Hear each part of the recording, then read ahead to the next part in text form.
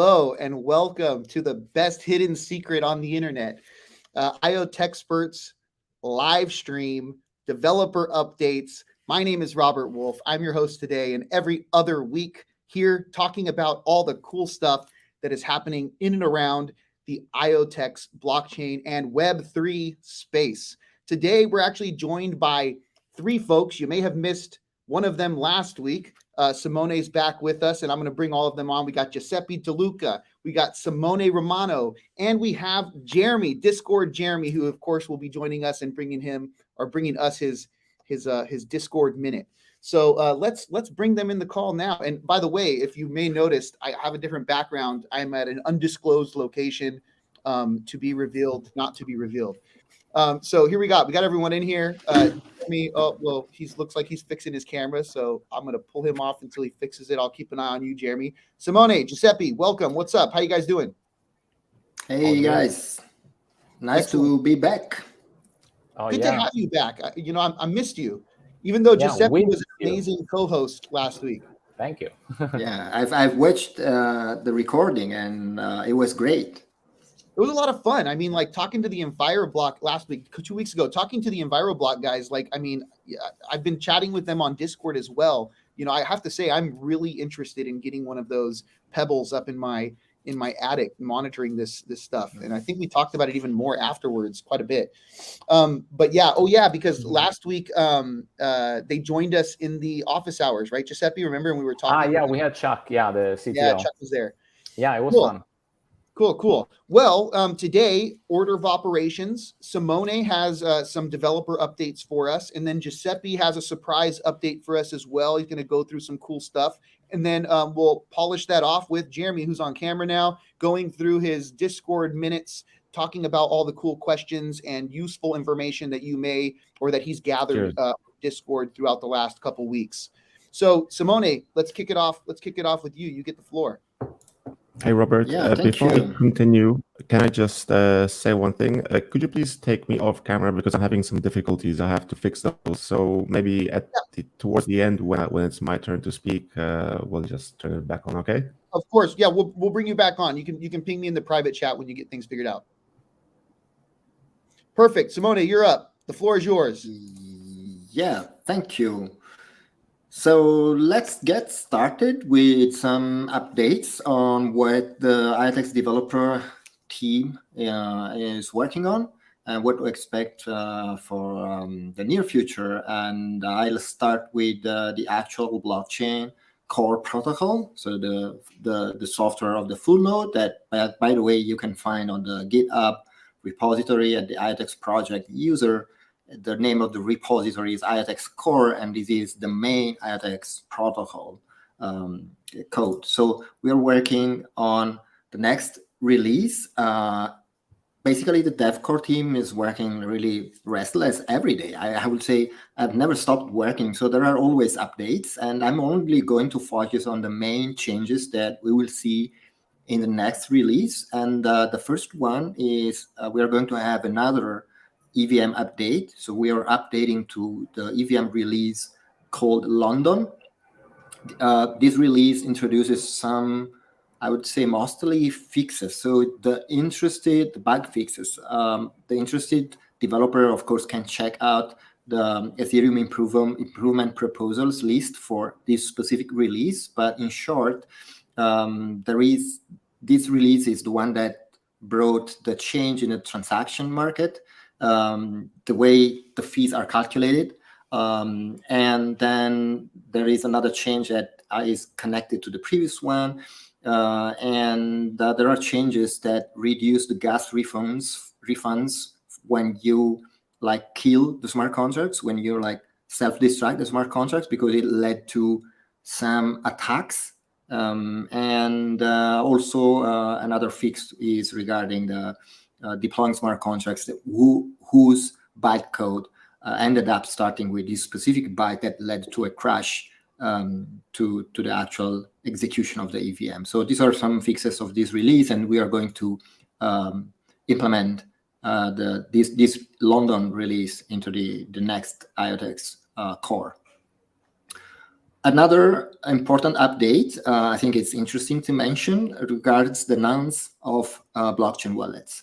So if you know what the nonce is of course, it's the mechanism that is used by the blockchain to make sure that an attacker cannot just replay a transaction by just replaying it to the same blockchain.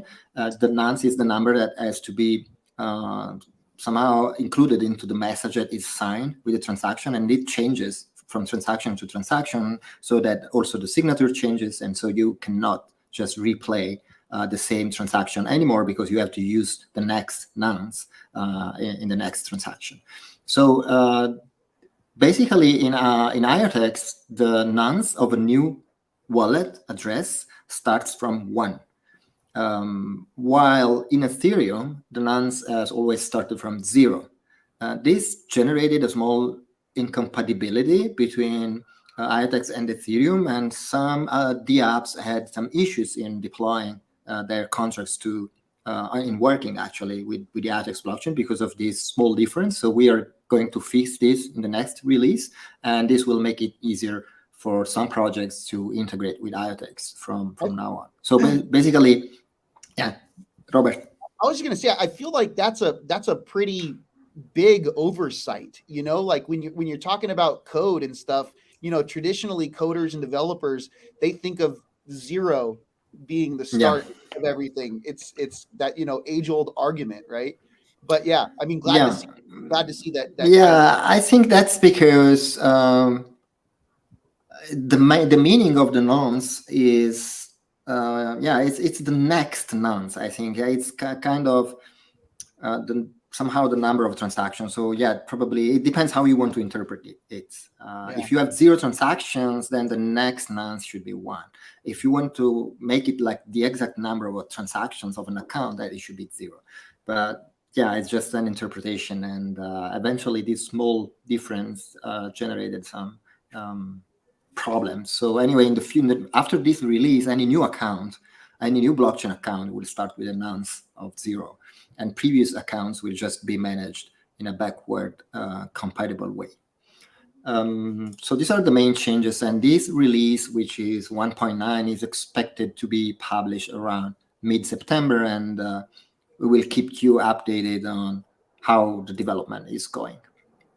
Another update I want to talk about regards the developer portal. We have a new tutorial thanks to Adrian of the Developer Champions team, who picked this old tutorial I made a long time ago using a Raspberry Pi, and because we have a nice embedded Arduino SDK that can be used as a client for the blockchain for embedded devices like Arduino boards or any other embedded device. So Adrian basically rewrote this example, and we published it on the developer portal. And basically, it's a very simple smart contract where not anybody, but the owner can just change the status of a smart lock, and then there is an Arduino board who is syncing the status from the smart contract and applying it to the actual smart lock. And also a physical person that has access to the smart lock can open or close the smart lock.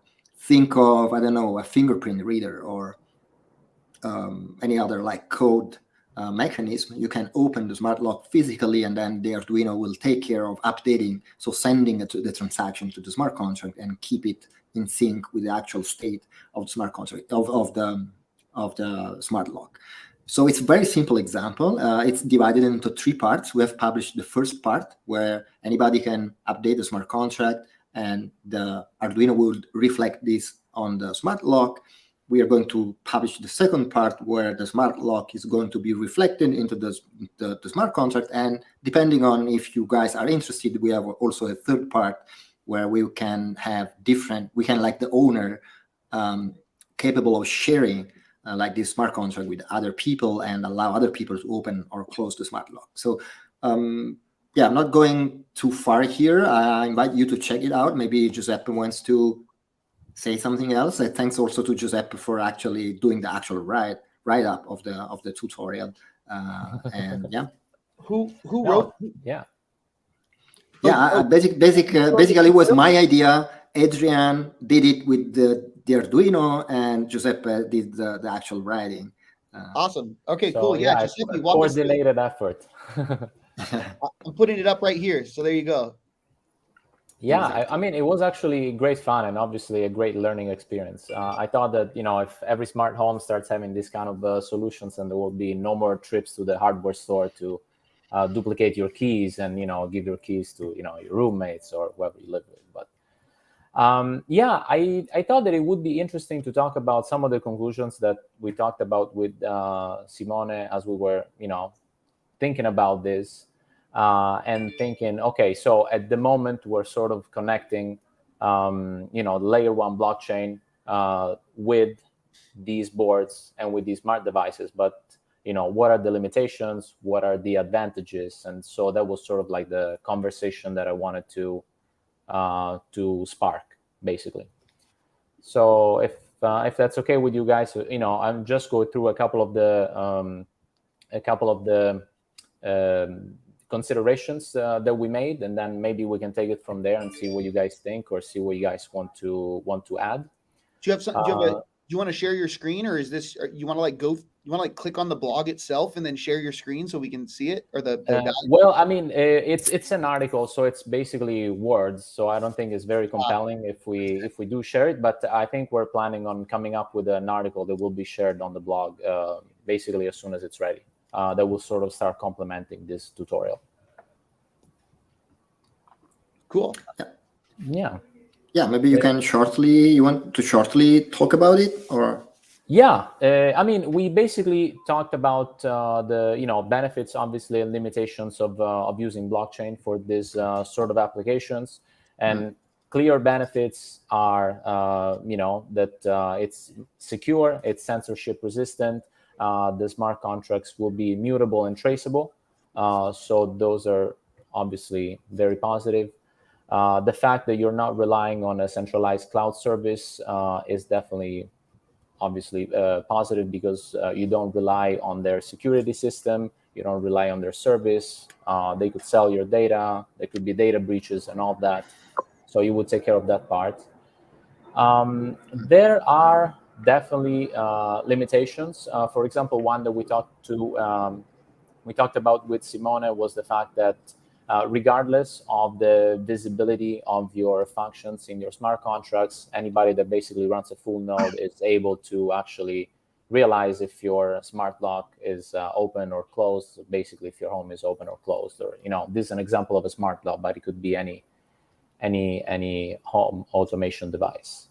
So how do we fix that? Obviously, we were thinking about the most clear solutions, which is a layer 2 solutions, and for IoTeX is basically WebStream. And so this could be sort of like a way of spark a conversation on what WebStream actually does and how it could be useful in this kind of situation.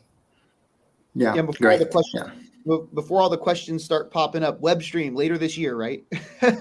I feel like we get that question later this year. Around the corner. It's just around the corner. Yeah, it's coming up.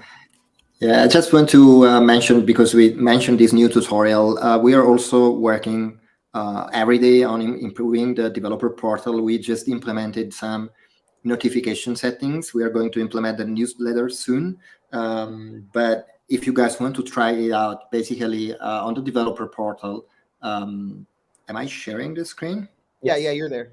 Okay, on the developer portal, if you go to your profile here, you have the My Subscriptions here. You can subscribe for the content. The newsletter is still missing, but you can subscribe to the actual content, and this way you can stay up to date with any new content that gets published on the developer portal. So any new Academy post or any new blog based on your settings, you are going to receive a notification and just check out this tutorial immediately when you receive it. And this is going to be extended. This notification system is going to be extended with new features that we are implementing, also related to the developer public profile that we mentioned in the past live stream, and many other things. I think around September we can start showing these new features that will make it very interesting for a developer to have a profile on our portal, and for other developers to follow along with tutorials and follow their preferred contributors.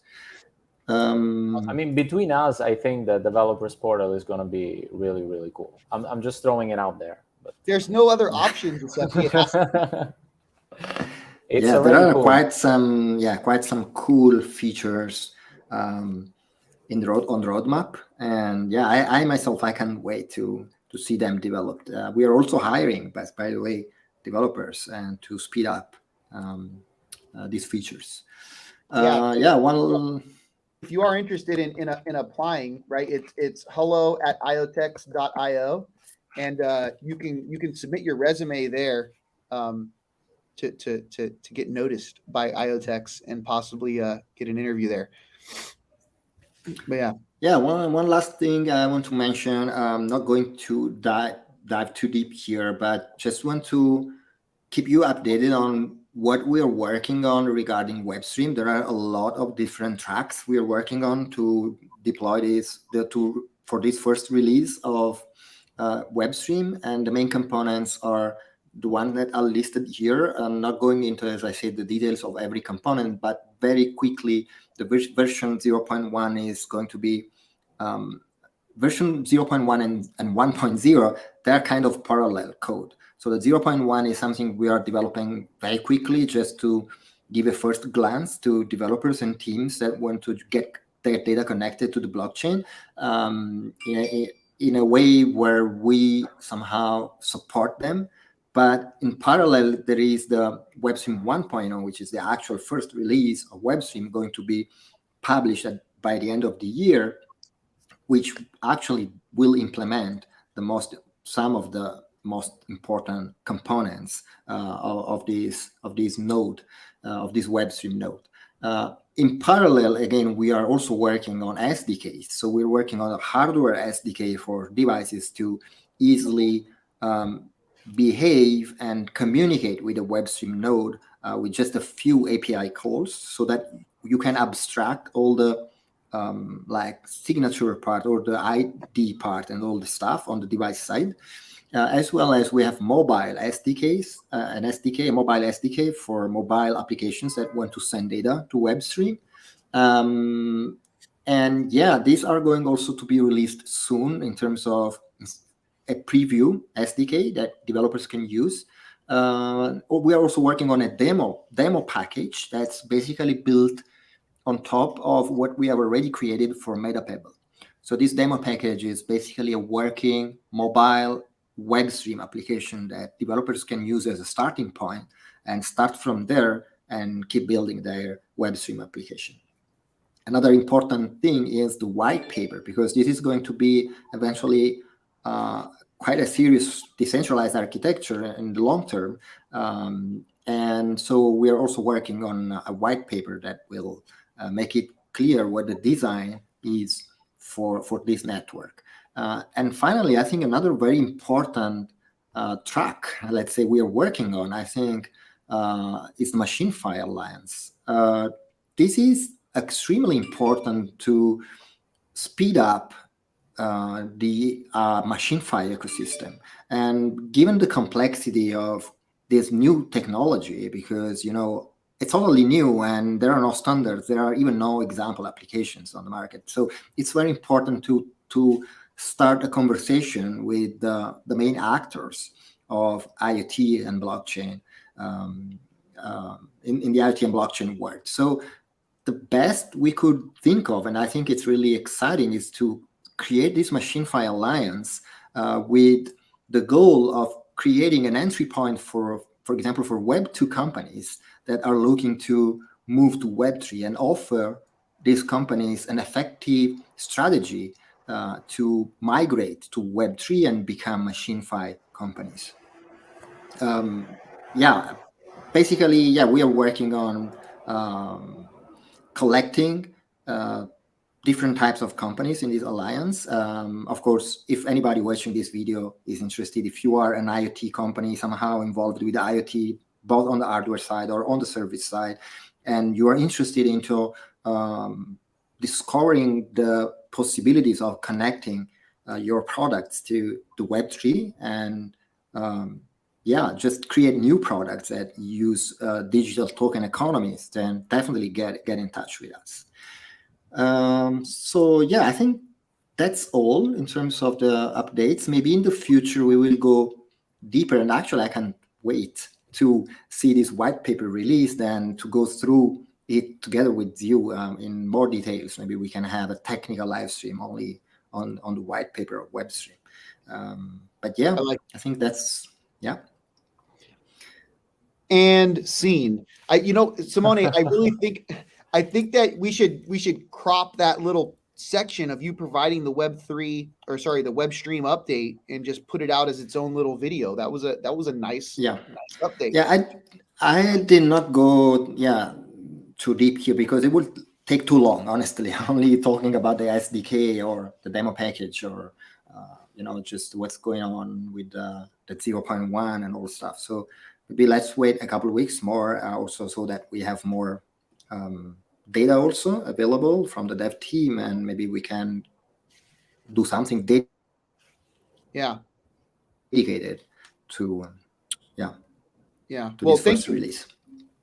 Well, thank you very much for the update, and thank you, Giuseppe, also for providing your update and for making the guide in the first place. That's awesome. I want to take some questions.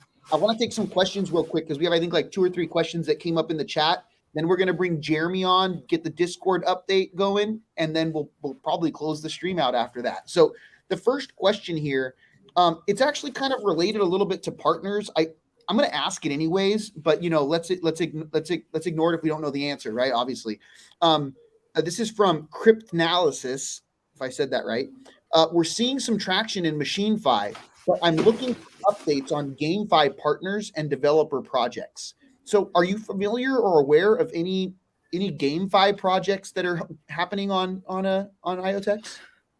There have been some community projects that intended to use mainly Pebble Tracker as a device, like Monster Go. These are simple games, but I think we have to wait a little bit more for these WebStream releases and documentation and SDKs to really see more applications to get developed on the IoTeX blockchain. At this moment in time, it's a little bit hard to get the big picture and where to start without the direct help of the IoTeX team, which is of course not scalable, and so this slowed down, of course, the development of applications. But we're working on these releases. So no, I don't have specific projects in mind at this moment, but definitely there is a lot to come.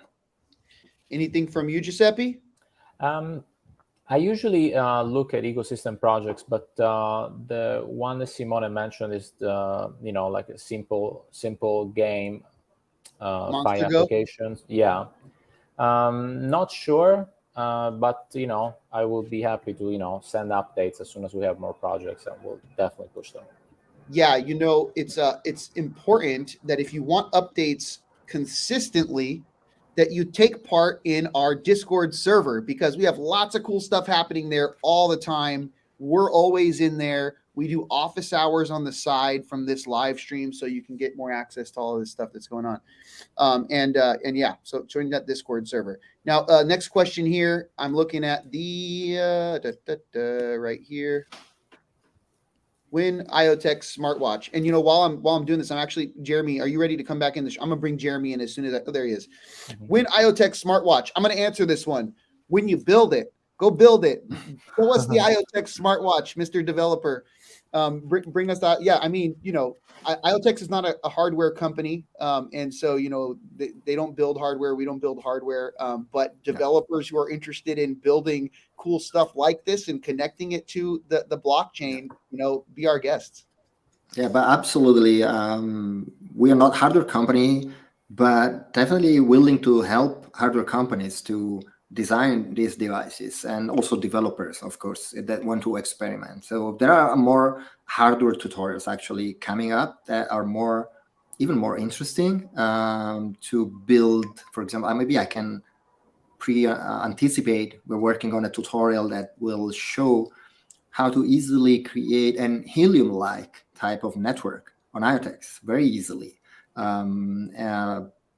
by using either an ESP32 or an Arduino, one of the latest Arduino boards, and explain basically how IoTeX is positioned compared to all these like single-purpose IoT applications that we see on the market. And so slowly, when the SDKs will be ready, it will be much more easy also to release these tutorials and show how you can build any type of IoT plus blockchain or machine-fi application on IoTeX. And much more to come. If you need help on any hardware, we have hardware developers, embedded developers in the team, of course. So feel free to seek our help. Seek our help. Awesome. Next question from Wrong Again, our resident amazing community enthusiast and regular. What is the ideal hardware for local home IoTeX nodes? We mentioned that one in the office hours. It's the Raspberry Pi, maybe. Yeah, I think so. So the Raspberry Pi, right? Like, I mean, think about it. It's affordable, it's accessible, like around the world, and folks have already done work on it. I mean, like, it's there. It's on developers.iotex.io. You can go check it out. You can get started with it. There's guides, there's tutorials. So I would probably say that's the go-to. That and Arduino. Yeah. Depending on, of course, how much load you want to send to this full node. Of course, you can go on a more expensive hardware, but for just an example project, it's perfect. Yeah. Well, I can recommend using the IoTeX Bootstrap repository and even just attempt playing around with the node on your own laptop or old PC and just give it a test and see how it goes. That's how I started.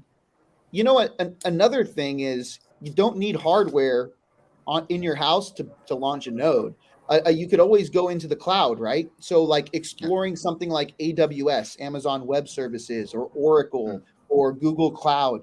All of these companies actually have ways for you to get access to subsidized or quote unquote free time on their servers. So, you know, if you're doing some developer related activities and you just want to go get your toes wet and learn about this stuff, go check out Oracle, go check out AWS or Google Cloud, and you can probably qualify for a free tier of cloud that'll let you kind of play around and do some of this cool stuff for free.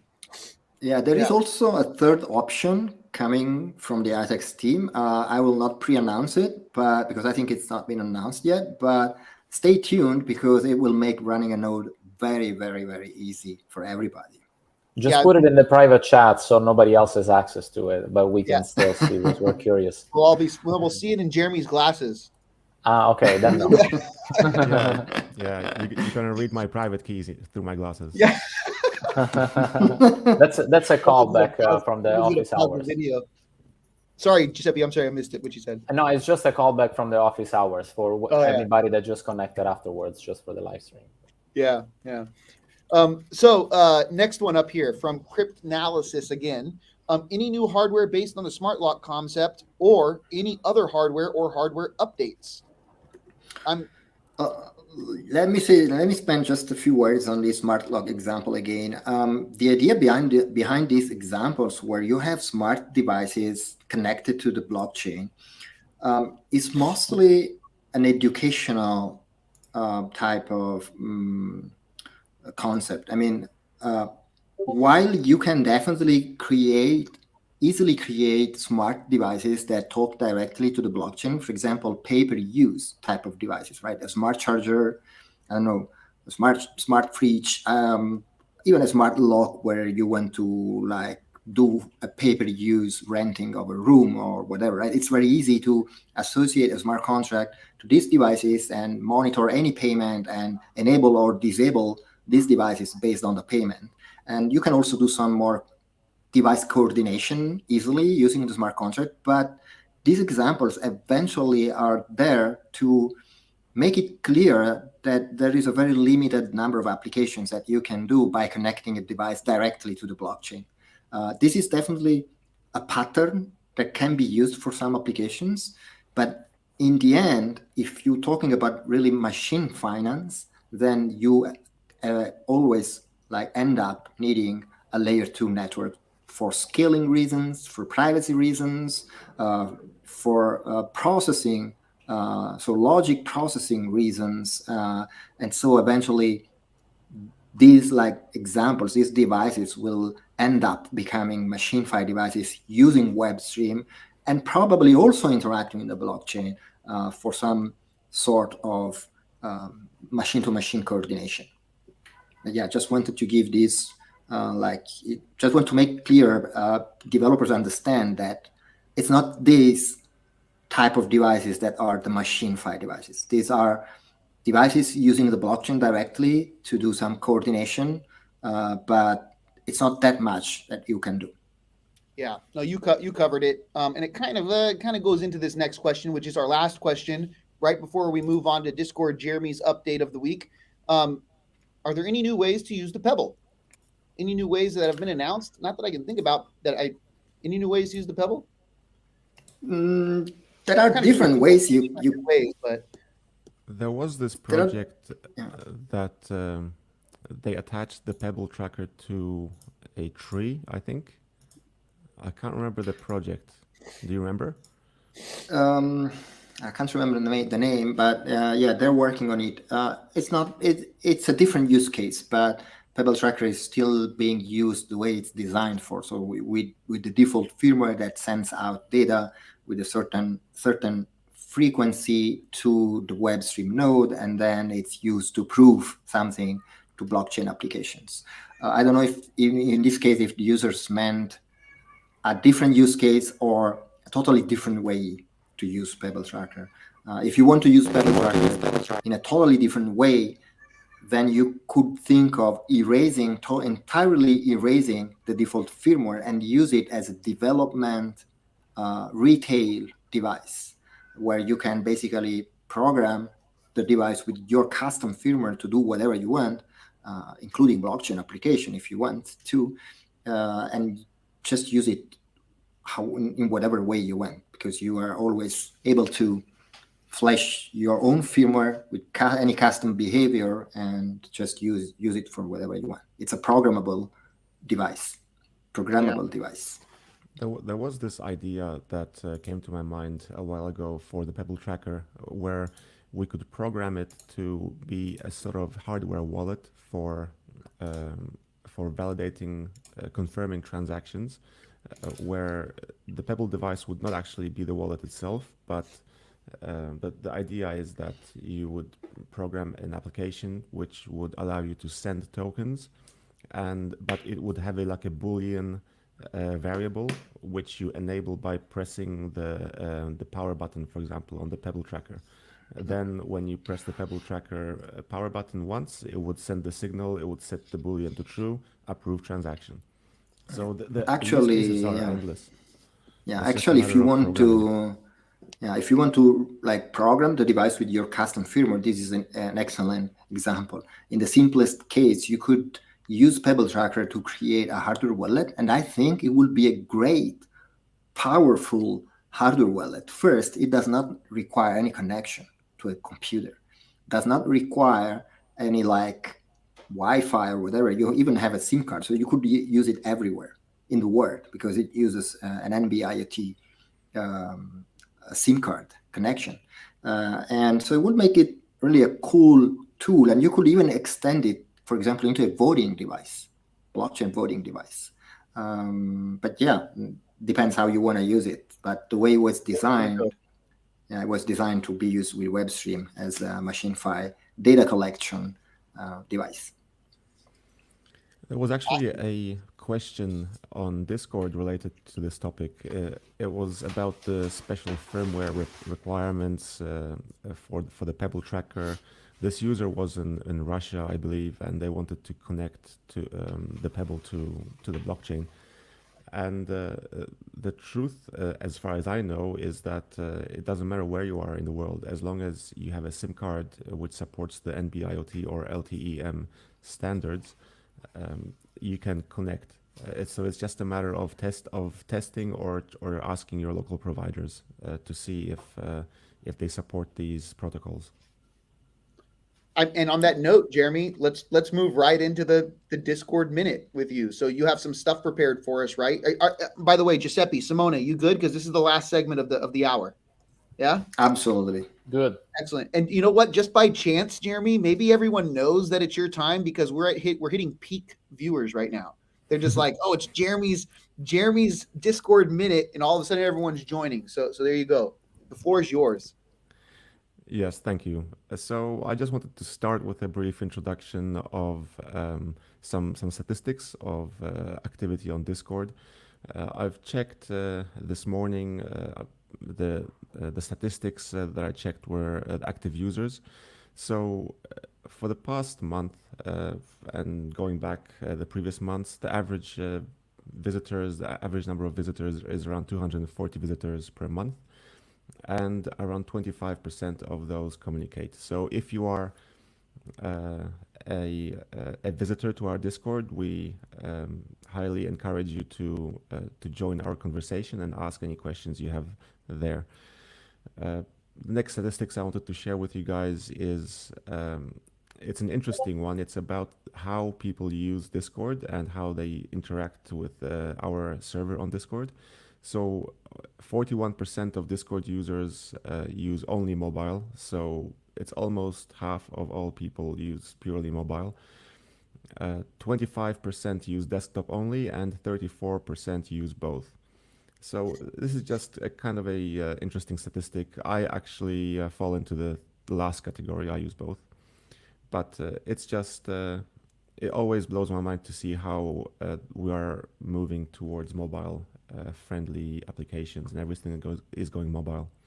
Yeah, it's my understanding though that Discord is a web-based application that then floats in the mobile. So it's still a web-based application in mobile space. Is it? Oh, okay. I don't know. Yeah. I mean, they have linkage, right? Like using Java and Swift for different platforms. But yeah. Okay. Is it like Electron based? I don't know. I'm not sure. I didn't. Okay. I was just told it's web. It's a web platform. But yeah. Anyways, cool. Those are some cool stats. Yeah, it's super cool.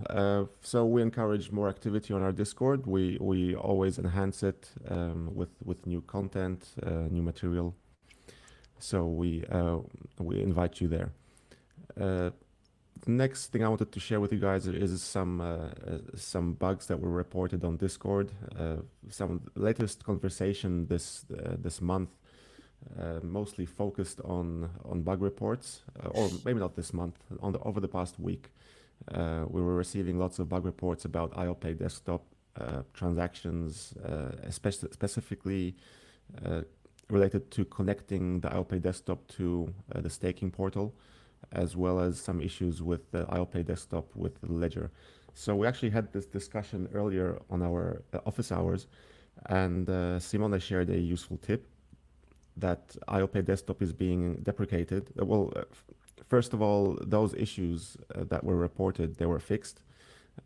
But as Simone mentioned during our office hours this evening, is that IoTeX desktop is being deprecated and it will no longer be developed with new features. So, for example, some of you guys ask about sending NFTs through IoTeX desktop. So, for example, some of you might have sent your NFTs from IoTeX mobile, for example, to your hardware ledger.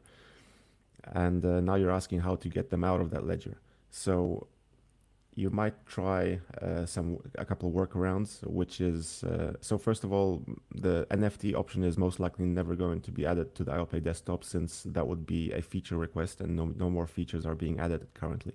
So what you might do is you might have to either crack open your ledger, which means use your recovery phrase export to the private key and import it into MetaMask and send the NFT that way. Or you could try interacting with the smart contract in the special smart contracts tab. If you go into IoTeX desktop, open it, unlock the wallet, the second tab, I believe, is the smart contract. You might, if you are proficient in smart contract interactions, then you can do it manually. And the third option, which was proposed by Simone, is you could actually try to import the NFT address as an XRC20 token and see if it works. I know that in the past I've tried this workaround, this hack with some NFTs, and it worked. So wait, so did you mention just using MetaMask and connecting your ledger to MetaMask? Did you mention that one? Because that's, I feel like, the easiest one. Yes, but that's the problem is that so the way it works is the ledger. My camera just died. The battery died. So It's okay. I Ghost can't. Jeremy, go ahead. Yeah. So basically, I was just gonna show you the ledger, but basically, the way it works currently is that you have to install the IOPay application. It's a special ledger application. It's made specifically for the ledger. So you have to install the ledger application through Ledger Live, I believe, or I can't remember exactly how it was installed. You have to install it on the ledger, and then you open the application physically on the ledger. You press the buttons, open the application, connect it to IOPay desktop, and then you can use your hardware wallet with IOPay desktop. If you connect Ledger to MetaMask, it's not going to be as simple as just plug and play. So basically, currently the way it works is if you want to use Ledger with MetaMask, you have to install the Ethereum application using Ledger Live application. You have to install the Ethereum application on your Ledger device, and then you have to unlock the Ethereum app on your Ledger, connect to MetaMask, and then switch to the IoTeX RPC network, and only then you can start. So it's like you have to go through the Ethereum app to use IoTeX with Ledger. It works. I've tested it, but it's not going to be the same address. So even though it's the same ledger, it's not going to be the same address. So that's the problem. I feel like this needs to be documented somewhere. Yeah, I think it might be a good idea for a tutorial somewhere, or I might maybe during one of the live streams that we were also mentioning during the office hours. I was planning on doing some live streams with just coding and testing. I could just do that. Good idea. So yeah, I see you have a couple more on here. Yeah, so that was the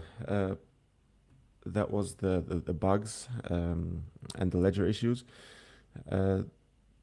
Oh yeah, there was another bug with IOPay desktop about claiming Vita, but let's not go into that one. I still have to report to the developers to fix it, so let's not worry about that one. And yeah, the last one I've already mentioned about the Pebble tracker connecting all over the world. So basically it's the Pebble tracker will work anywhere you go as long as there is the antennas, the cellular antennas that support the NB-IoT or LTE eSIM cards, which is not all over the world yet. It's pretty new technology, so you have to check. There is a website, I believe. I can't remember. I think it was on the Once page that they show global coverage of the areas they support. So before you make an investment into the Pebble tracker and buy the SIM card, etc., you might you better check your location if it's supported with those current standards. And the last information that I had was that I did some analysis of the chain data on the IoTube, and I see some activity of large amounts of USDT and USDC, and the Cyclone actually moving through Polygon and Ethereum bridges, which it's nice to see. It shows that the ecosystem is live and thriving. So that was my update from Discord. Awesome. You pulled it off. There we go. Cool. So Jeremy, get that little adapter it's a little adapter that plugs into your camera, has the cable, plugs right into your wall. Yeah, I know. I just bought it. I literally when we were doing this call, I ordered it online. So hopefully, for the next stream, it'll be ready. Awesome, cool. Well, so Simone, Giuseppe, any last words before I close this stream out? Thank you, everybody, for joining these calls. Don't forget to click the like button, thumb up, follow, tell other people, word of mouth, whatever. Yes, absolutely. And join the developers portal and all the new cool features that are coming up. So let's see what happens. Excellent. Well, as always, Jeremy, sorry, did you say something, Jeremy? No, I'm just going to say thank you very much to everyone listening and watching. Awesome. Yeah, very much so. Thank you so much, Simone, Giuseppe. Jeremy. Thank you so much for your time. Everyone watching, thank you intensely, amazingly for your time. You could have spent it anywhere else. As Simone mentioned, if you like the stream, please smash that like button. Subscribe to the IoTeX YouTube channel. We are doing this every 2 weeks. We're joined with all sorts of different cool people. We're going to be showcasing more projects, demos. Jeremy is always showcasing all the cool stuff that's happening in the Discord server. Simone and Giuseppe joining us with all sorts of cool community and developer updates going on the developers IoTeX.io website. Lots of interesting things happening, and too much is happening every other week. So we have a lot to update every week. Now, if you've missed any other episodes, please feel free to check those out right there. That's the playlist. You can click on it in the chat. We have, I think this is like our 4th or 5th episode now. So go explore. If you have some extra hours in the day or on the weekend, you want to show your kids or your family, there they are. Thank you. Especially the kids. Especially the kids. They're going to love it. There you go. And also, as you see it scrolling along the bottom of the screen, join us on Discord. So thank you all very much. We will see you in the next IoTeXperts live stream, developer updates. Take care. Thank you very much. Bye.